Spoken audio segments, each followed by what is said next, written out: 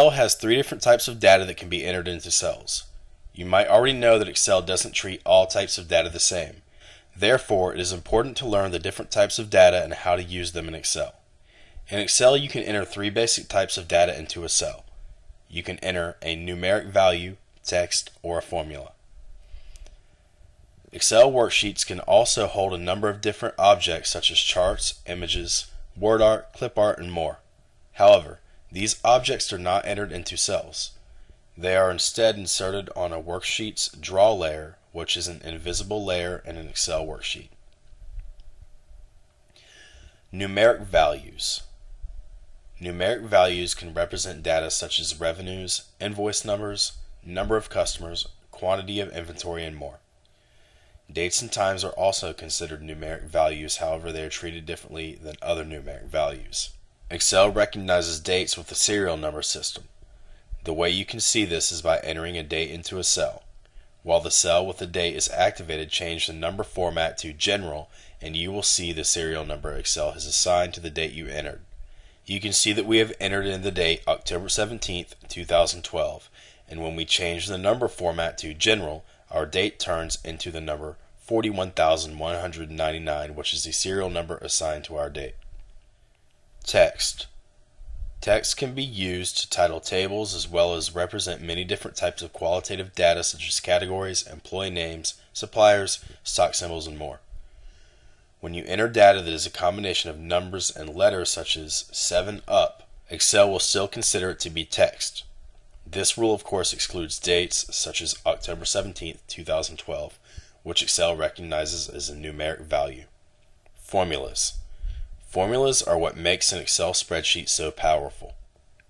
Formulas allow you to make multiple calculations with a single press or click of a button.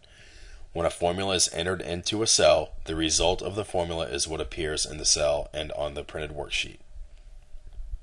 Note: Excel numbers are limited to only 15 digits. If you enter in a number that contains more than 15 digits, Excel will change the numbers after that 15 digit to zeros. This might be a problem if you are using Excel to store credit card numbers which are 16 digits long. Imagine entering a list of credit card numbers just to find out that Excel converted the 16th digits to 0. Luckily, there is a solution to this problem. All you have to do is format the cell to text. To do this, simply select the cell, right-click, and select Format Cells from your shortcut menu. Then click on Format Cells. A tab dialog box will pop up. Make sure that the Number tab is selected, and then under Categories, select Text and click OK. Now your cell will be formatted as a text and you can enter a much larger series of numbers. Excel has numeric limits and will express large numbers in scientific notation. Just remember that numbers that are expressed in scientific notation are not accurate if the number has more than 15 digits. Entering numeric values and text into Excel. To enter data into a cell, you need to select the cell and then simply type in the data. You can type the data into the formula bar or directly into the cell. When you enter data directly into a cell, it will also appear in the formula bar, and when you enter data directly into the formula bar, it will appear as selected in the cell. When you enter numeric values into a cell, you can also include decimal points, currency, symbols, plus and minus signs, and commas. If you enclose a numeric value into parentheses, Excel will convert it into a negative number. Sometimes the cells might not be long enough to fit your text. For example, if you were to type the word supercalifragilisticexpialidocious, it would not fit into the cell. How could you fix this problem? The first way you can make your data fit is by moving your cursor over the line exactly to the right of the column letter. When your cursor is in the right spot, it should turn into a vertical bar with a left and right arrow. Now simply double click and the entire row will fit to the length of your data. You could also change the font size by using Font Size command in the Font group, which is in the Home tab. Another option would be to select the cell that contains the text along with some cells to the right and then merge the cells into one cell. You can do this by first activating the cell that contains your data, clicking on the down arrow which is on the Merge and Center button, and then selecting Merge Across. You could also use the wrap text function. Simply activate the cell that contains the data and click on the wrap text button which is in the ribbon when the Home tab is selected on the ribbon. If you have a large amount of data such as a paragraph inserted into a cell, you can expand the formula bar to show all of the data that the cell contains. To do this, you just activate the cell that contains the data and then move your cursor immediately under the formula bar. Your cursor will turn into a vertical double arrow. You can click and drag the formula bar down, or you can double click and the formula bar will drop down until it displays the activated cell's data in its entirety. Dates and times in Excel. Dates and times are treated differently in Excel than other numeric values. If you're going to be using dates and times, then it is important to understand how Excel handles them, especially if you're going to be making charts with dates such as a Gantt chart. Dates.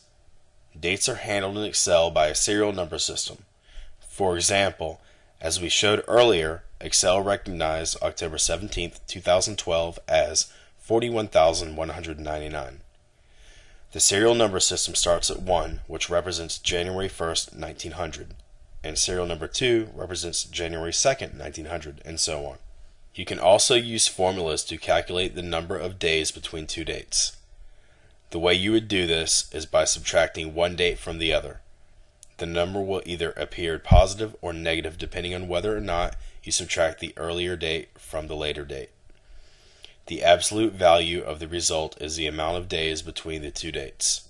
As you can see in cell D4, we entered a subtraction formula to calculate the number of days between January 1st and January 1st, 2011. Times.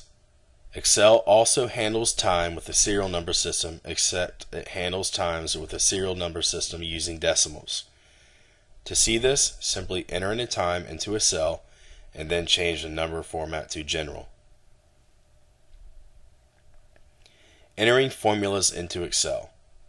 To tell Excel you're entering a formula, you have to first insert the equal sign. When the equal sign is the first character entered, Excel will treat the following data in the cell as a formula. You can enter the formula you want manually, or you can use the Insert Function tool, which will provide you with a dialog box to help you find the formula you need. The Insert Function command can be found in the Formulas tab on the ribbon. We will go over all the different functions, but for now just know that the plus and minus sign can be used for addition and subtraction, and the asterisk sign and / can be used as multiplication and division. For example, if you entered the equal sign 5 * 5 into a cell, Excel would multiply 5 by 5, showing the result of 25. If you entered equals 25 / 5, then Excel would divide 25 by 5, resulting in 5. We have covered the different types of data that can be used in Excel cells and briefly explained how to use each type of data. Remember, the best way to learn is to experiment with Excel in combination with these tutorials.